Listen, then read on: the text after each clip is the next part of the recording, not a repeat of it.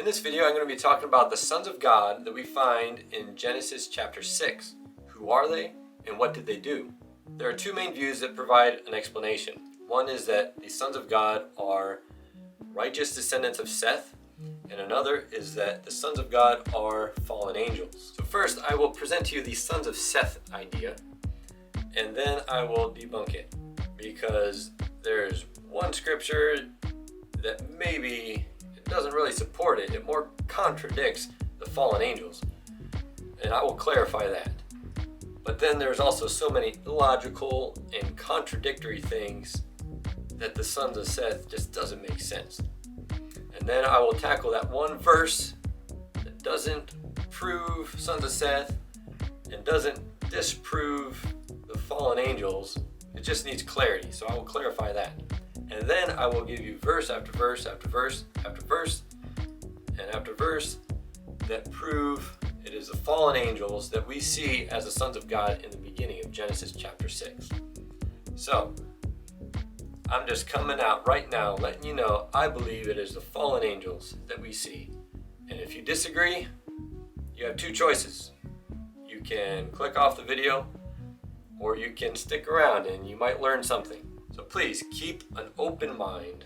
Take off those rose-colored glasses and let's take a fresh look at the entire Bible and see what we can figure out.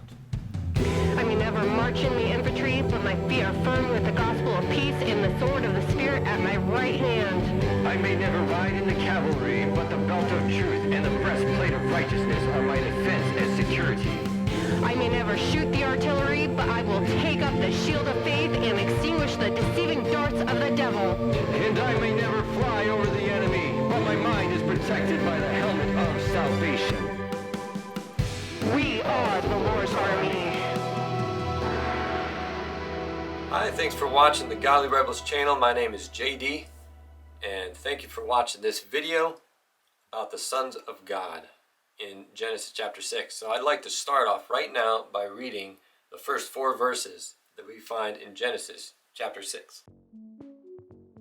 Now it came to pass, when men began to multiply on the face of the earth, and daughters were born to them, that the sons of God saw the daughters of men that were beautiful, and they took wives for themselves, all of whom they chose.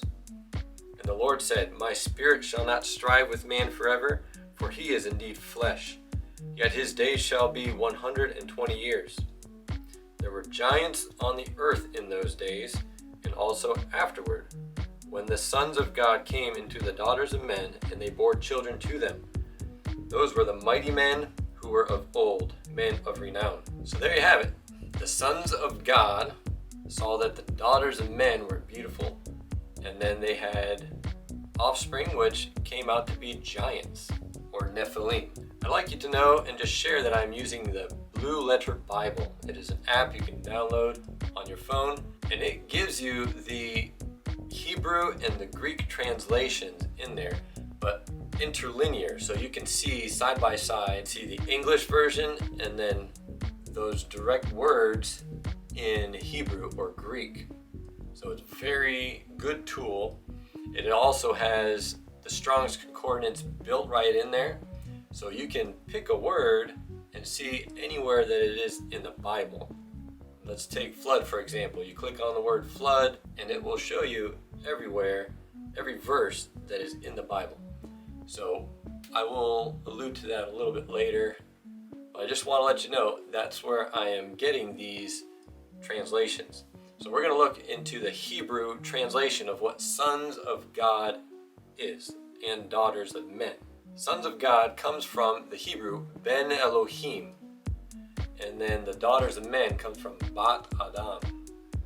Sorry if I'm not saying that correctly, but it's close enough. And then in verse 4 I read that giants came about as offspring, but that's also translated Nephilim or Nephal from the Hebrew. And we'll get into that a little bit later too. So as far as the sons of God being the sons of Seth, I don't know exactly where they're pulling it from, but I will tell you what they mean by it. They mean that the sons of Seth are righteous people. So there's that division of righteous people, sons of God, and the daughters of men would be from the descent of Cain. So the sons, or the daughters of Cain, rather. So you have that division, righteous, unrighteous, Seth and Cain. Now I'm going to share some rather illogical and contradictory statements that prove this wrong. So if they are sons of Seth and so-called righteous, then why are they giving into the flesh of daughters of Cain? That doesn't make sense. Yes, man, it has a sinful nature, and given time, everybody will fall and sin. God would not be calling these sons of Seth righteous. He wouldn't be calling them sons of God if they are in fact doing something unrighteous, especially in context. So in Genesis 6, the whole context here is evil. Where did the Nephilim and the giants come from? From the sons of God, mating with the daughters of men. So, man, if it was in some other chapter, maybe. But within context here, we are talking about evil. And where does this evil continually? Man is thinking nothing but evil thoughts continually. In this context, I would not be calling the sons of Seth righteous. I would not be calling them sons of God. It doesn't make sense. It's completely illogical. So that's one thing. Another is, how do you get giants out of two humans? Yes, there might be some abnormalities out there where we get a giant of what we call a giant, 7 or 8 or 9 feet tall. That's an irregularity. But to have a whole earth populated by giants and have this entire separate race of giants and Nephilim. And also we find Nephilim in Numbers and Deuteronomy too, which we're not going there, but they're there. I'm going to share another verse, Genesis 6:9 and Genesis 12. So I'm going to read those now. This is the genealogy of Noah. Noah was a just man, perfect in his generations. Noah walked with God. In verse 12, so God looked upon the earth, and indeed it was corrupt, for all flesh had corrupted their way on the earth. Another verse that goes along with that last one is verse 17. And behold, I myself am bringing floodwaters on the earth to destroy from under heaven all flesh in which is the breath of life. Everything that is on the earth shall die. So let's first take a look at this word flesh. It comes from the Hebrew basar, and it means humans and animals. Flesh, like all living things. Animal kingdom, mankind. And then verse 17 is a little more specific. It says, all flesh that has the breath of life in it. So we're not just talking about mankind being corrupt. We're talking about all the animals being corrupt too. Now let's take a look at this word corrupt. Where does that come from? That is sahat, or something like that. And that means to be corrupt, to be marred, to be spoiled, to ruin, to rot. So this word corrupt does not talk about sin. Sin as we know it occurred at the fall. And this is obviously talking about something different. For generations and generations, male and female have been making babies, and they're coming out just fine. I don't care if you're a righteous son of Seth and doing a bad deed with a daughter of Cain. It's two humans. You're going to create a baby. It's not going to be a corrupt baby. It's just completely illogical and insane. I'm going to be getting ahead of myself a little bit here, but let's think of the sons of God as angels and the daughters of men, all of mankind, not just the descendants of Cain. I'll get to that later. Angels corrupting the flesh of mankind. boom, all of a sudden, everything just makes a lot more sense. And this is a little hard to swallow, but it's not just humankind, it's the animals as well. So, do you see the righteous sons of Seth doing that as well with animals? So to just bring this all back around again, all flesh had become corrupt. And we're not talking about sin corruption. That was already happening. This is a different kind of corrupt. And it makes more sense. Angels and humans, that kind of corruptness. But not all people were corrupt. There was one. Now let's talk about our boy Noah. To help understand this a little better, I'm going to read chapter 6, verse 9 in the NIV, and then I'll give you the Hebrew translation as well. This is the account of Noah and his family. Noah was a righteous man, blameless among the people of his time, and he walked faithfully with God. So I want to point out the difference between righteous and blameless. Again, I'm using the BLB. Sadiq, if I'm saying that right, is translated just. So he is righteous, he is just, he is lawful, he is good conduct, talking about his behavior. He walks faithfully with God. Now, blameless, on the other hand, another translation is perfect or tamim, and that means complete, whole, or entire, impaired, innocent. When it talks about Noah being blameless, it's talking about his body being blameless, without corruption. So in light of the context and these other verses, all flesh has become corrupt, except Noah. Noah is blameless. He is without corruption, his body without corruption, and he is also righteous. It's the two words right there, and sometimes we gloss over it or just read it real quickly and just think of it the same way, but it's not really. It's pointing to two different aspects of Noah, and that's very important. And because all flesh have become corrupt, that's why in Genesis 6:17 it says God will destroy with floodwaters all life that has breath. So that's also another key to a global flood and not just a local flood. All flesh have become corrupt.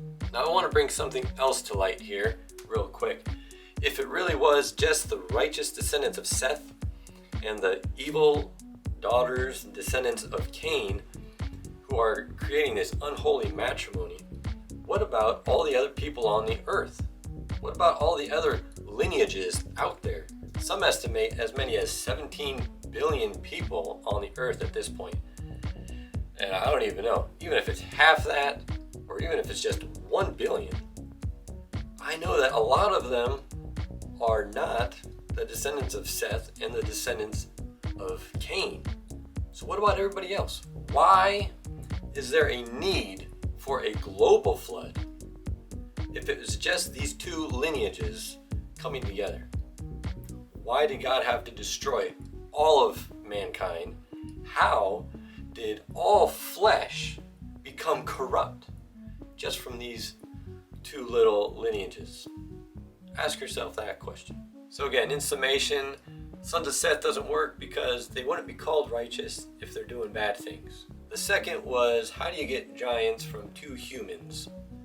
That doesn't make sense either, to have a whole race of giants. So the third one is, how can the two lineages of Seth and Cain corrupt the whole world and necessitate a global destruction by floodwaters? So to now shift gears a little bit into that one verse that disproves the fallen angels theory and proves the sons of God theory. There's a verse that says angels don't marry or are given in marriage. I would first like to start by reading the entire verse in Matthew chapter 22, verse 30. For in the resurrection they neither marry nor are given in marriage, but they are like angels of God in heaven. So reading the whole verse there adds a little bit more context. Really, we need to go see what the whole context is, go back a number of verses. But first, I would like to share the parallel passage in Luke. So if you don't know, the Gospels like to share the same story, but they give different details. So what we find in Matthew, we also find in Luke and Mark. So I'm going to read in Luke this time from chapter 20, verses 34 through 36, and it's going to shed even more light. And Jesus answered and said to them, "The sons of this age marry and are given in marriage. But those who are counted worthy to attain that age and the resurrection from the dead neither marry nor are given in marriage, nor can they die any more.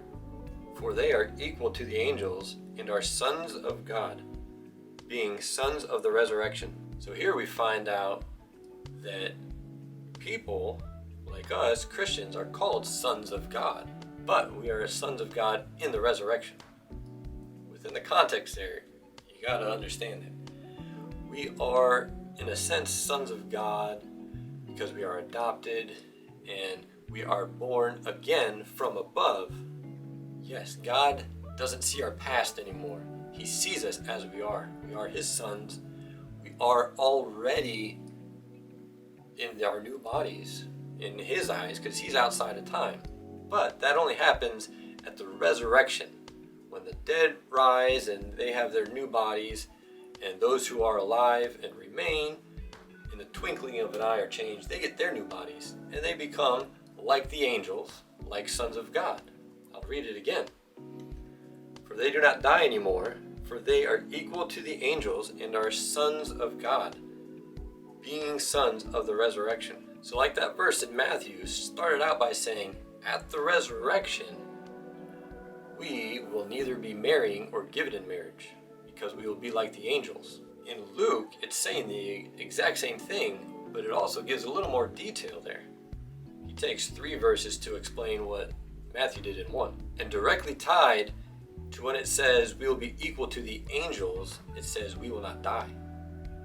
And why won't we die? Because we have our resurrection bodies at that point. Now to go back to the whole context of that passage, the disciples had a very good question. They asked Jesus, what if this one woman marries and then the husband dies? And that brother has 6 more brothers. And so she marries the brother, and then that husband dies. And then she marries the other brother, and that one dies. And she goes through all 7 brothers. They ask, who is she going to marry in heaven? Who is she going to be married with? Who will her relationship be with? That's a very good question. And honestly, I want to know. In the context of this passage, Jesus is saying that don't worry about who she's going to be married to. Don't worry about who you are going to be married to in the resurrection. Because at that point, it doesn't matter. The relationship that does matter is our relationship with God and with Jesus, not with each other. That's essentially what Jesus is saying right there. The angels themselves don't marry each other either, because their relationship is with God. And 2 more things I want to point out about this verse. Just because you aren't married, does that mean you can't have sex? I wonder if you giggled there a little bit, because you know you do not have to be married in order to have sex. You can have sex outside of marriage. Does God like it? No, absolutely not. But is it possible? Yes, it is definitely possible. The other thing I want to point out is in this context, but also just let's take the context of heaven. So in heaven, who is in control? God. Who makes the rules? God. If God says we are not marrying, then we are not marrying or doing anything else, then I'm not going there. And if He says the angels aren't marrying, then the angels aren't marrying. But I'm going to share this a little bit further on in the video. But let's take a little sneak peek into later in the video. Let's just imagine that there are fallen angels and that they are outside of the domain of God. God's up here. God sets the rules. Satan and fallen angels are no longer in that domain. Can they do whatever they want? Yes, they can, and yes, they did. They no longer respect God as authority. They are no longer in His domain.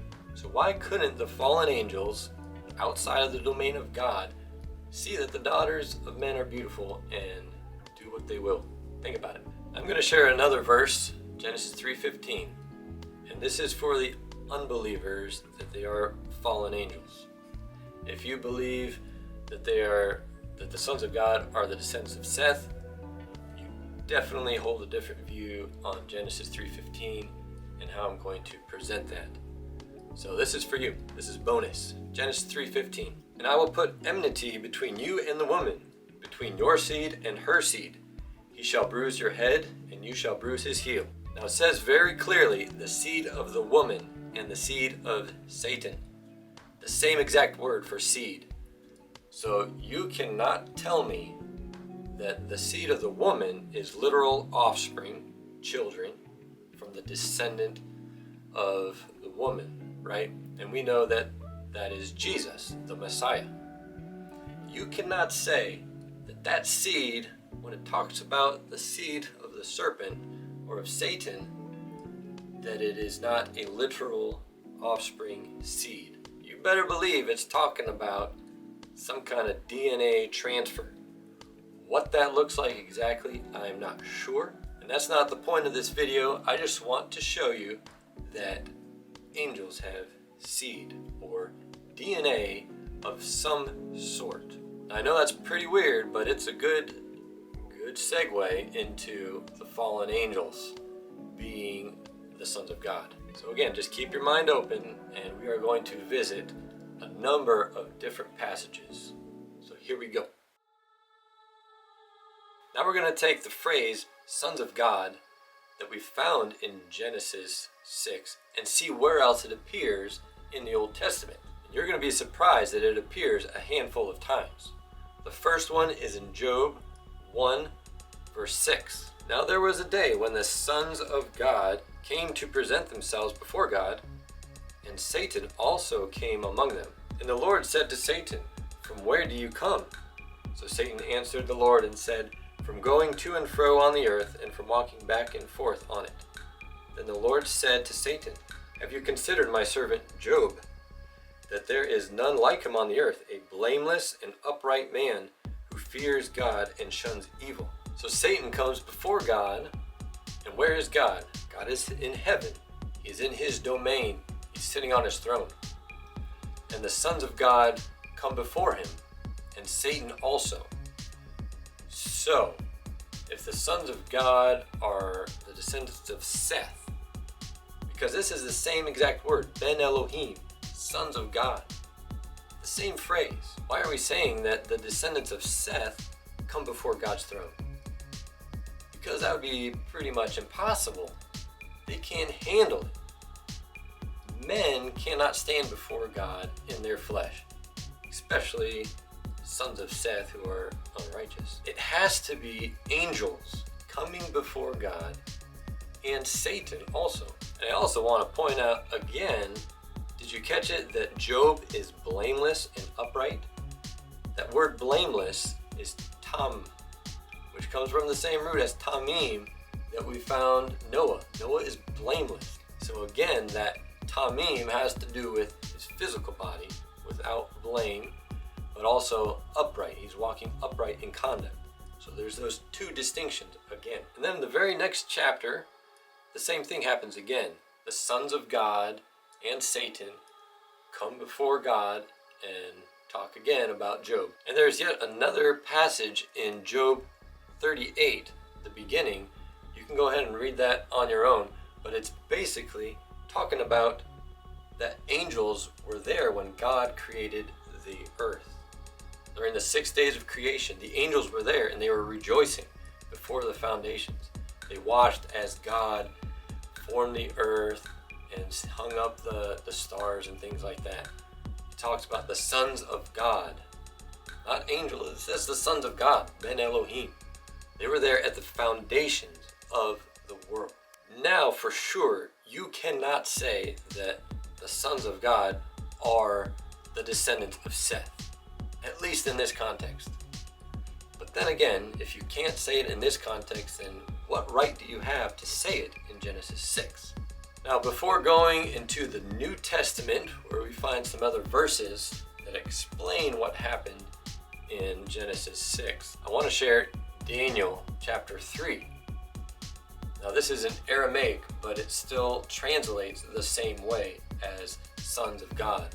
But instead of Ben Elohim, it's Bar Elah. This is a story of Shadrach, Meshach, and Abednego in the fiery furnace. But then the king looks in and he sees a fourth person. Now this is where it gets good, because it makes a clear distinction between people and angels, between descendants of Seth and Ben Elohim. I'm going to read chapter 3, verse 25.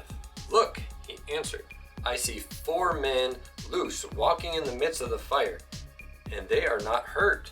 And the form of the fourth is like the Son of God. How did he know which one was the Son of God? Because they're all wandering around loose, there has to be a distinction, or else he'd get confused. There's like, oh, there's 4 in there. Who put 4 humans in there? There were only 3. One looked like the Son of God. Imagine a lineup, and you've got 4 guys there. Which one's the Son of God?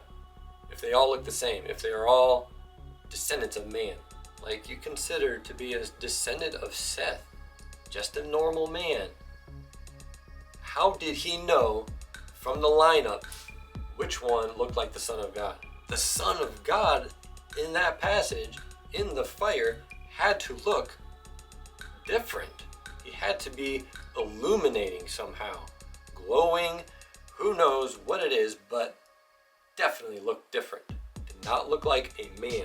So I hope that makes it just a little more clear that Ben Elohim, or Bar Elah, is definitely something different that is not human. Doesn't look like human.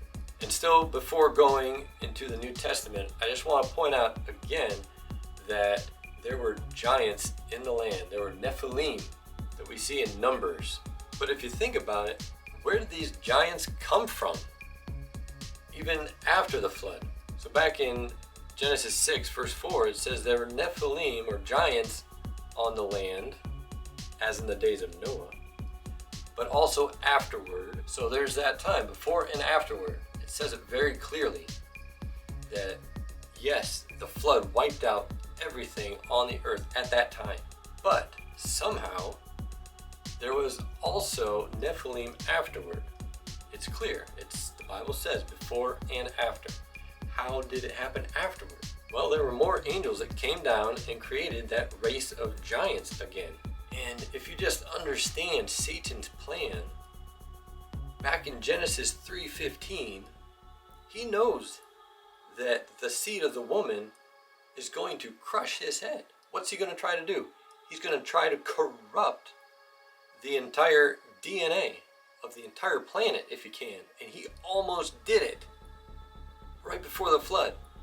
He corrupted every DNA, animal, humans, except Noah and his family.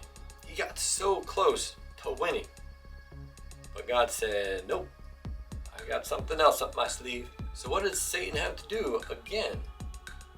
There were more angels that came. Now, I just want to point out that Satan himself has not committed this act of sexual immorality, of strange flesh, and we'll get to that a little bit later too. But definitely under Satan's authority, I believe, that he is telling them what to do. And even if not, then he's not. If these fallen angels are doing this under their own will, then that's fine. But I don't believe it. I think Satan is the mastermind of all of this. And it's his plan to corrupt everything so that the seed of the woman cannot crush his head. There's so much there. I hope you're catching this. So you can look up the Nephilim in Numbers and also Deuteronomy. This one's really big in Deuteronomy. King Og of Bashan. He was, I think, 16 feet tall. So just explain to me how even 2 7-foot man and woman can create a giant like that. Just to put it in perspective, I am 6 feet and I could walk between the legs of King Og without him going on his tippy toes or anything. He's 16 feet tall. And that's why when Joshua went into the land of Canaan to scope it out, he sent in those spies. They said they look like grasshoppers. Yeah, no kidding, you look like grasshoppers. These are giants in the land, literally giants. And that's another thing. If you're going to interpret Nephal or Nephilim as just evil, then you're wrong. It's literally giants. Evil giants, for sure, but they are giants, and they are scared for their life. They're saying, there's no way we can beat these guys. They're huge. So go ahead and read those passages in Numbers and Deuteronomy, but I'm going to move on so this video doesn't get too long. Now we are in the New Testament, and there are two different passages in Jude and 2 Peter that tell us what happened in the days of Noah, Genesis 6, and also Sodom and Gomorrah. So we'll take a little look at that. I'm going to start by reading Jude verses 6 and 7. And the angels who did not keep their proper domain, but left their own abode, he, God, has reserved in everlasting chains under darkness for the judgment of the great day. As Sodom and Gomorrah and the cities around them, in a similar manner to these, having given themselves over to sexual immorality and gone after strange flesh, are set forth as an example, suffering the vengeance of eternal fire. Wow, so there's a lot there. I'm going to try to break it down a little bit and give you some word definitions. First, it says the angels who did not keep their proper domain, but left their own abode. These are clues. Remember before I said that God has his domain. He has his rules, and if you're in there, you got to keep them. But these angels did not keep their proper domain. They have fallen. Now I know that everybody believes in fallen angels because Satan fell and he took angels with him. But this is talking about so much more than just that. It connects it to Genesis chapter 6. Let's find out. These angels did not keep their proper domain, but left their own abode. Now that word abode there is very critical. Again, I'm using the BLB, Blue Letter Bible. I click on the word abode, and it comes up a dwelling place or habitation. Further definition and insight, it says of the body as a dwelling place for the spirit. So this here just opens things up quite a bit. The angels didn't keep their domain and they left their abode. But the abode isn't like a house or anything. It's a dwelling place for the spirit. And I can see where else that Greek word appears. The Greek word is oikaterion, and it appears in 2 Corinthians 5:2. I will read that. For this we groan earnestly, desiring to be clothed with our habitation which is from heaven. So what's this talking about? If you go to 2 Corinthians 5 and just read that entire portion there, it's talking about the resurrection. It's talking about Christians inheriting that heavenly body. Right now we have this earthly body, but we are eagerly desiring to be clothed with our habitation which is from heaven. So that same word, oikaterion, is describing the angels in the same way, but almost like the reverse. The angels did not keep their proper domain in heaven, and they also did not keep their proper abode, their habitation. Whatever that looks like, these angels are now different somehow. Almost like the reverse of what we are wanting. Right? We want our heavenly bodies to be clothed in that habitation. They left that habitation. They took that off and are now different. Man, is this giving you any more insight on how it is possible that these fallen angels can indeed and did procreate with the daughters of man? Once you put all these pieces together, it just makes so much more sense. But first, I'd like to continue this and go to 2 Peter 2.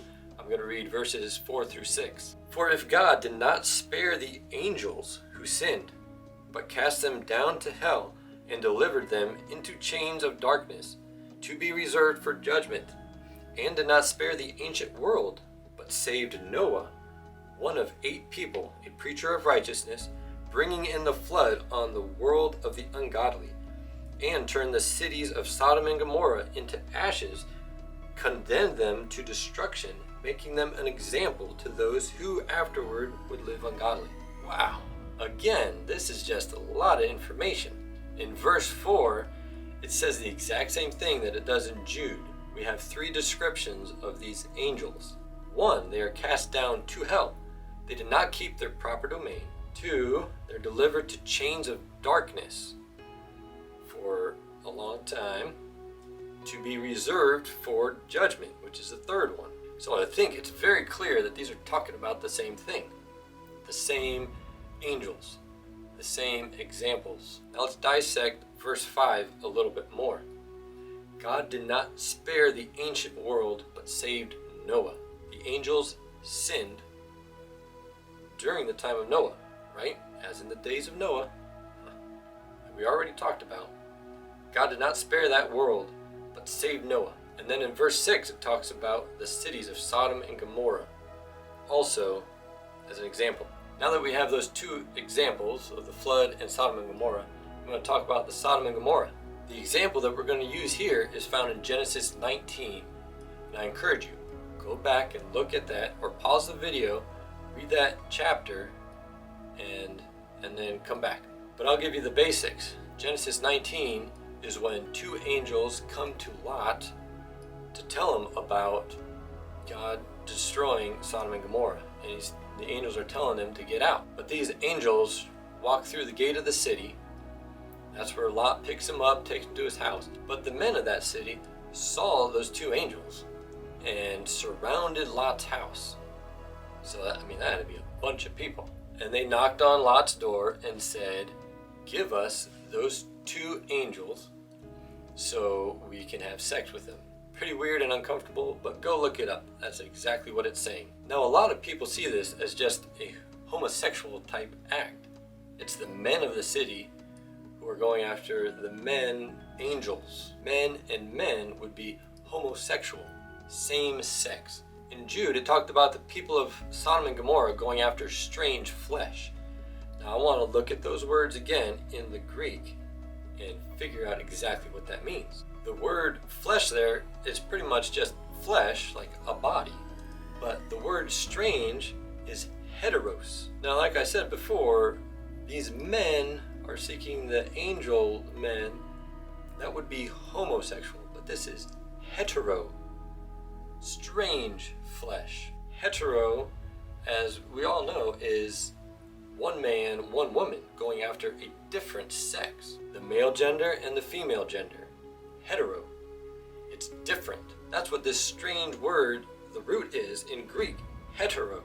So if it's men and it's using the word heteros, that doesn't make any sense.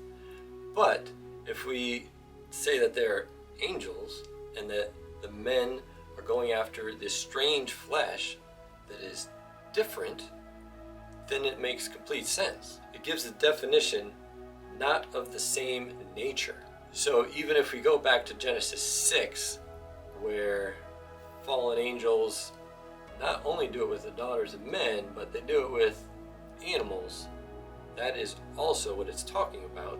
And we saw that in Genesis 6. Even the beasts are corrupt. All flesh is corrupt. So not of the same nature could also mean not of human nature. It could mean animal. It could mean angelic. That is the sexual immorality that was happening in Sodom and Gomorrah. It's not strange flesh as in man and man, homosexuals. It is strange flesh as in angels and man. So yes, it is possible for angels to have sex. As weird as that is to say, I hope this is making sense to you, because it is just one puzzle piece after another. It all fits together. I want to go back to 2 Peter again just for a minute, and we'll wrap things up here. Verse 4 again, it says, "For God did not spare the angels who sinned, but cast them down to hell." That word hell there is Tartaru, or Tartarus. So Tartarus is just a completely separate, secluded dungeon, basically, for specifically the angels who sinned. And we see that there at the beginning of chapter 4. For God did not spare the angels who sinned, but cast them to Tartarus. So now, to expand on this idea a little more, which angels were it that sinned? I'm going to argue that it's not every angel who sinned in this sense and in this context. Now, God's domain, at the beginning of creation, created all the angels. Then Satan fell and took with him other angels. Is that considered sinning? I would consider that sinning, yes. All of those angels, Satan and his followers, all sinned, yes. But is that the context of this verse? No, it's not. Why? Because that would mean that Satan and all of those angels who fell would be in Tartarus. Because that means Satan would be bound and all of his other fallen angels would be bound as well. But we know, of course, in 1 Peter that the devil, the adversary, Satan, is roaming around like a roaring lion. He's not bound yet. And you also have to think about demons, right? What's your theory for demons? Where do they come from? I think they're fallen angels, and it goes into a little bit more study, but if all of the fallen angels and Satan who sinned, if that is the sin we're talking about here in this passage, there wouldn't be any demon-possessed people, and Satan would be bound.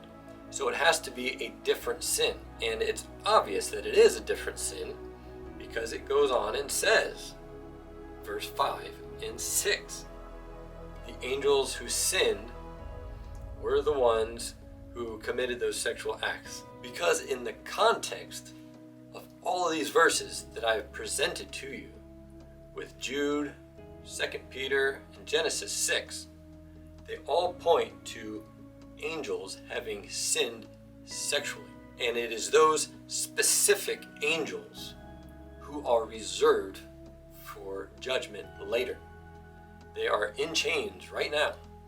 Right now, they are still in chains. Now that about sums it up, all of what I can bring to you about the sons of God and the daughters of men. I believe they are the fallen angels who saw that the daughters of men were beautiful.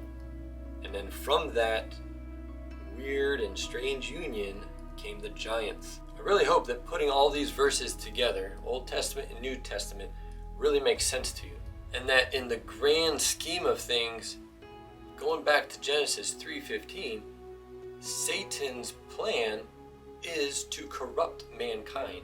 If you can believe that, then everything else just falls into place and it all makes sense. But please, don't take my word for it. Look up these verses, look up the Greek and the Hebrew, and just do a study by yourself. And that's what I did.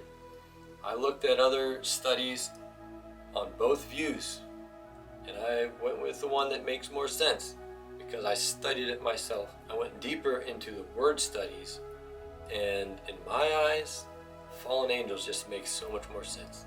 It may be weird, but it makes more sense, and I believe it's scriptural. And if you don't hold to that belief, I've got nothing against you. We can still be friends. We can still be brothers and sisters in Christ. This isn't a fundamental doctrine of to be saved. It's simply two different ways to look at one passage. Again, remember to stay in the Word or get in the Word. Put on the full armor of God every day, and God bless.